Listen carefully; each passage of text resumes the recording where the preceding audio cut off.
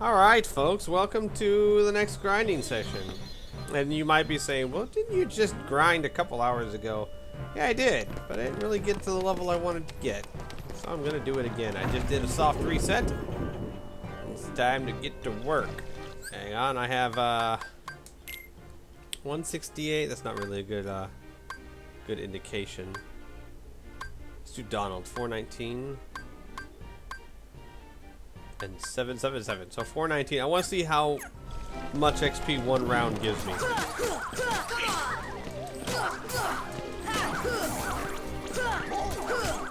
And these guys don't give a lot of money, which is fine. I have plenty of money. And plus, this way I can concentrate on just killing them instead of trying to collect stuff.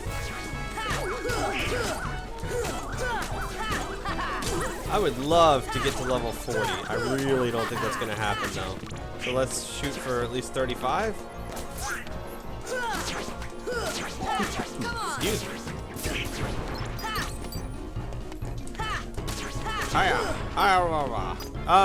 Okay, so I kind of ran out of grinding requests, which admittedly is not your fault because you haven't even seen the last grinding session by the time this session was uploaded.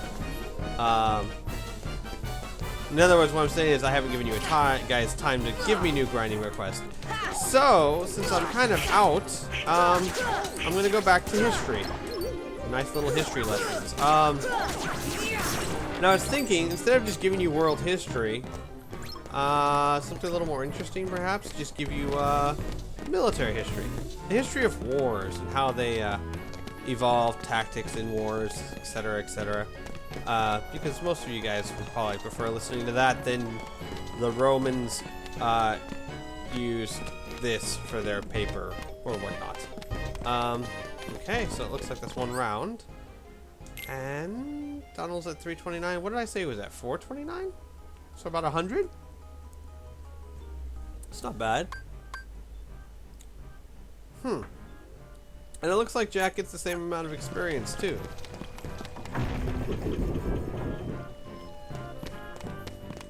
So let's save.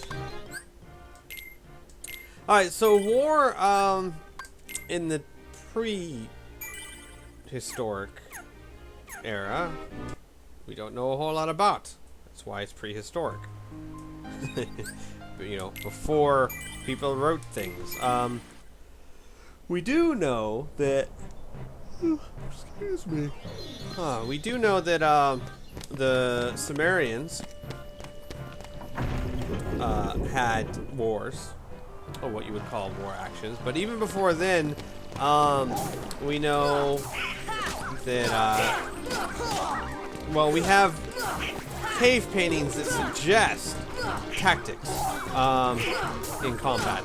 We have a cave painting that might suggest or be a depiction of a flanking maneuver, which most everyone should know what a flanking maneuver is, but in case you don't, it's the most fundamental tactic of a battle, in which you circle around your opponent and attack him from the side or behind.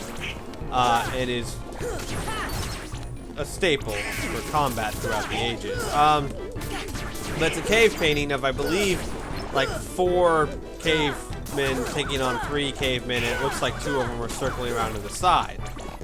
We obviously can't know for sure if it's depicting the flanking maneuvers as a strategy or whatnot, but we have reason to believe that that even back then they had tactics for combat. And we're pretty sure that war came around really early. Yay, I leveled up. I learned aerial sweep, huh? And we're pretty sure that humans have been at war for quite a very long time, because humans aren't the only ones that show warlike habits or tendencies. Chimpanzees, believe it or not, show an affinity for combat. And I'm not just talking about one chimpanzee taking on another chimpanzee. I mean that chimpanzees, Jane Goodall found out that chimpanzees would form bands, and they would patrol their territory. And a lot of times they would encroach on other chimpanzees' territory and kill as many of them as possible. Like, they would hunt chimpanzees, and there'd be war bands of one type of chimpanzee hunting down war bands of other types of chimpanzees. And the object was to kill as many of those as possible. So war isn't necessarily even a human trait. Odd, I know, but definitely the truth. So how did people in prehistoric era fight? Well, the only reference we have is primitive civilizations that exist today that we can study. So 213. So yeah. So just over 100 basically is about what we're getting for each one of those. Not bad. And I seriously think 35 is even going to be pushing it, but we'll try. Yeah. So.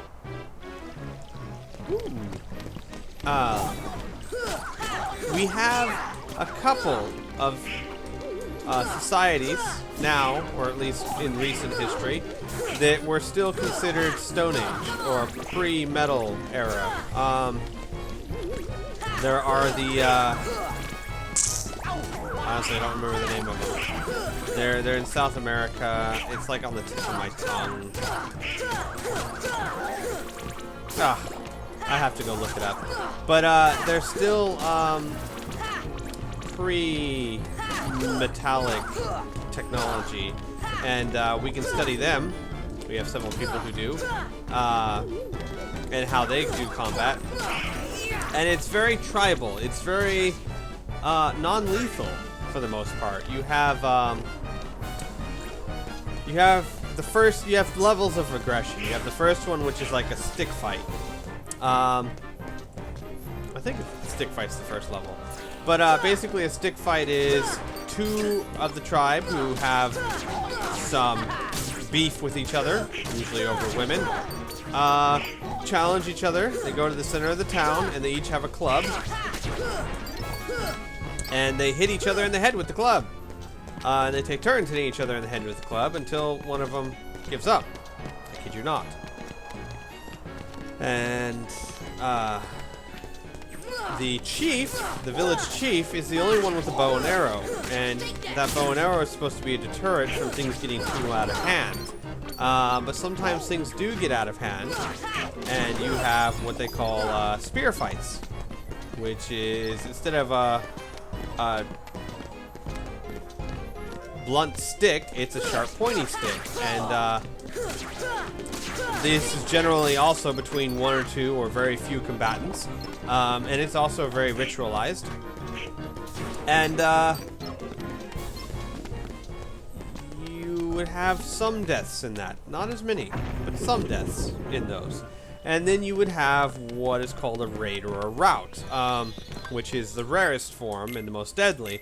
And basically what that is that one tribe will attack another tribe and try and kill everyone.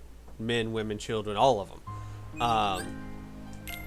Usually, from what they found, it progresses. It'll start as one and then progress into the other, and then if that isn't quelled, it'll finally progress into a rout. So that's how they do it. There's also the New Guinea tribes. I don't know if they still exist today, but they existed back in the 1930s, 40s, and 50s. And several people would go study how they did warfare. And the very interesting thing about that was also how low the death count was. They also had stages of war. The thing is, with primitive societies, warfare was very ritualized. And it wasn't until you get to bigger societies that it wasn't ritualized. And the New Guinea, they had very ritualized combat, and it would also progress. You would first have basically like bow and arrow fights. And these bow and arrow fights, basically everyone stands behind these giant wooden shields that are planted in the ground, and they would pop out, And hello. They would pop out and shoot an arrow and then pop back behind their shield. And basically the two armies, if you call them that, would do this all day. They would just shoot arrows at each other. And there'd be very, very few casualties because they're all hiding behind wooden shields. And it's more a bragging thing than anything else, really. And there'd be very few casualties. They'd do it for about 8 hours, and then they'd both retire, and then the next day they'd go home, and the next day they'd march out and get behind their wooden shields and start launching arrows at each other again until there's a decided winner. Mainly the other one gets bored and goes home, or has to go feed their crops, water their crops. If you're feeding your crop, I want to know what the hell you're growing. Feed me, Seymour! And sometimes that would progress to close quarters fighting. Instead of just sitting behind wooden shields and lobbing arrows at each other, they would actually get in close for spear fights. And it would be basically the same thing. You would have these large wooden shields and spears made out of wood. And you would duel each other. You know, you'd have the, not one-on-one, I mean, there would be a line of them, but they'd basically be dueling. Now, surprisingly, there was also very low casualty rates here. It's higher than the other type of fight, but it was low because they weren't really trying to kill each other as much as show off with each other. Who's the better fighter, who's more dexterous and can wield the spear better, and they're not really going in for the kill so often, which is weird to say because they also were. Basically what would happen is they'd kind of poke at each other, and then they'd go for the legs or something, and if they did manage to wound someone, generally speaking, if that person was wounded, they were able to retreat and, you know, recover and get medical attention and survive. It was very rare, not very rare, but fairly rare that someone would be mortally wounded in these combats. And then, of course, you had the final stage of progression where you had like a rout where one village would attack the actual other village. And this was very, very rare. And surprisingly, what you find, and this will lead to my next point, the why some are ritualized and why some aren't, and what that requirement is, you would find that these wars, okay, they were usually started over some sort of grudge.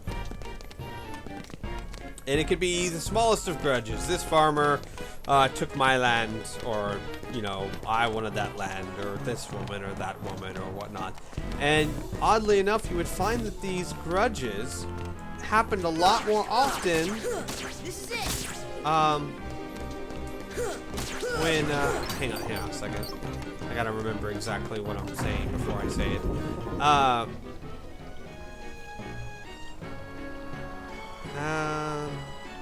Oh, I remember what it was. Okay.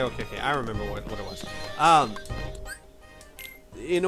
Because these combats were highly ritualized, when you had a combat, you had to sacrifice pigs to the gods. The New Guineas had to sacrifice pigs to the gods every morning or every night or whatnot. They would sacrifice pigs and have them as a feast, and they would feast to the gods, and